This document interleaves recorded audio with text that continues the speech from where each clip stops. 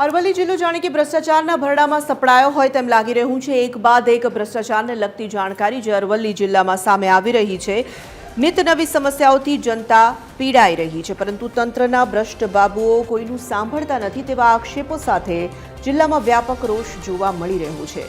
મોડાસા તાલુકાના ફરેડી ગામથી અણદાપુર સુધીના રોડ 3 વર્ષ પહેલા પ્રધાનમંત્રી ગ્રામ સડક યોજના હેઠળ મંજૂર કરવામાં આવ્યો હતો, પરંતુ તંત્રના અને કોન્ટ્રાક્ટરની બેદરકારીને કારણે આ રોડ હજુ સુધી બન્યો નથી। સ્થાનિકોએ અનેકવાર માર્ગ અને મકાન વિભાગના કાર્યપાલક ઇજનેરને રજૂઆત કરી હોવા છતાં રસ્તો નથી બન્યો। રોડની કામગીરીને લઈને સ્થાનિકોએ તંત્ર સામે પ્રચંડ રોષ ઠાલવી સત્વરે રોડ બનાવવાની માંગ કરી છે। કોન્ટ્રાક્ટરે ઓનલી મેટલ પાથરીને ઉપર રેફો પાથરેલું છે અને અત્યારે 2 વર્ષથી રોડ બંધ છે। વારંવાર રજૂઆત કરવા છતાં અમારી કોઈ રજૂઆત કોઈ સાંભળવા તૈયાર નથી કે કોન્ટ્રાક્ટર માનતો નથી ને આવું છે ને તેવું છે ને કોન્ટ્રાક્ટરનો નંબર આલો કોન્ટ્રાક્ટર કોઈ ફોન ઉપાડવા તૈયાર નથી અત્યારે।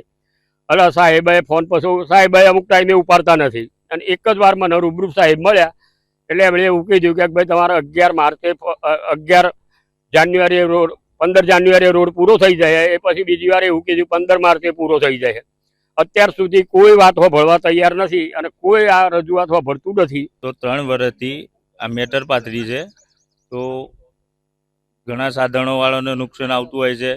અમારી 50 થી 80% જમીન અમે અંદર આવેલી છે અંદાપુર લગી, તો બંને બાજુ થઈને ઓછામાં ઓછો 6 થી 7 કિલોમીટર કે 5 કિલોમીટરની અંદરનો રસ્તો છે, બરાબર। તો અમારી 7 કિલોમીટરની અંદર જમીન આવેલી છે, તો આવર જવરમાં બહુ તકલીફ પડે છે। ટ્રેક્ટરોનું નુકસાન આવતું હોય, બાઇકો લઈને જતા હોય તો ફેમિલી આરે જતા હોય તો પડી જાય તો છોકરોને વાગી જાય, વાઈફને વાગી જાય, તો એવું બધું બહુ થતું હોય છે। તો અમારી સરકારને એટલી માગ છે કે અમારે આ રસ્તાનું જલ્દી કામ પૂરું કરે અને અમને રાહત મળે।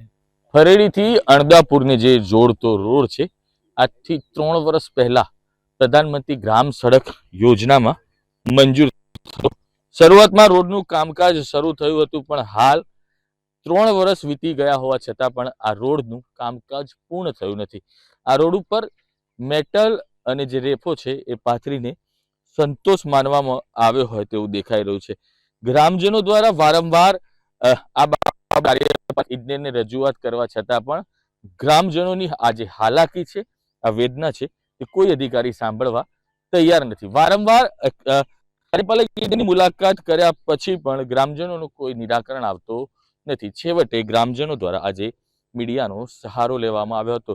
ગ્રામજનોની રજૂઆત છે કે છેલ્લા 3 વર્ષથી આ જે કામ છે તે કામ બંધ હાલતમાં જોવા મળી રહ્યું છે। અહીંયાથી જે લોકો પસાર થઈ રહ્યા છે તે લોકો આ મેટલ અને રેફાના કારણે પડી જવાના બનાવો બને તેવી પરિસ્થિતિનો સામનો કરી રહ્યા છે, કારણ કે જે પથ્થર છે તે પથ્થરના કારણે જે વાહન છે તે વાહન હાલતડોલક સ્થિતિમાં થઈ જાય છે, જેને કારણે ગ્રામજનો પારાવાર મુશ્કેલીનો સામનો કરી રહ્યા છે।